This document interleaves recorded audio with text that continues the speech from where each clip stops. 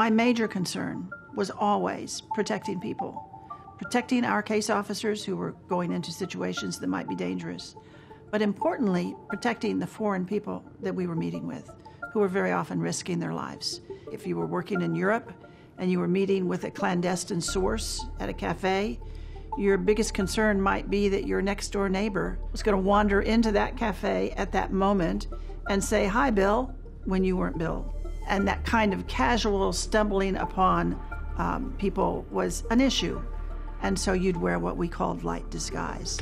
Light disguise can be something as simple as a wig, maybe some facial hair, maybe some glasses, not a big deal.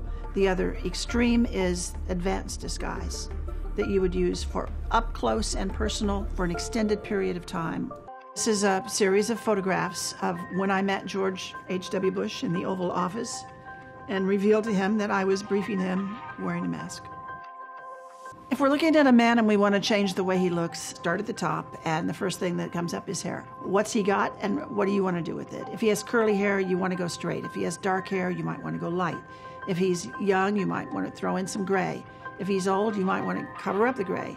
Do you present with facial hair? If you don't, maybe we're going to give you some. We very often discover that older looking men are considered less threatening than younger looking men, so we like to age a person. With women, you have a broader range of what you can do.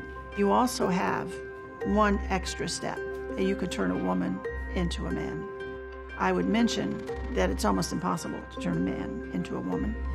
What we do is always additive. We can make you taller, we can make you heavier, we can make you older. We can't go the other direction. Disguise isn't just all about the facial oval. It's about how you dress, how you present yourself in a public environment.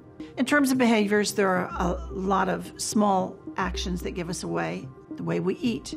Europeans use the fork in their left hand and it doesn't travel back and forth to the right hand, whereas we're constantly putting down a knife and moving utensils back and forth. The way we smoke, we put it between our first two fingers. They tend to hold a cigarette between the thumb and the first finger. When an American stands, they tend to support themselves on one foot or the other. In Europe, they stand straight up. They don't lean on anything. Their weight's equally on their feet.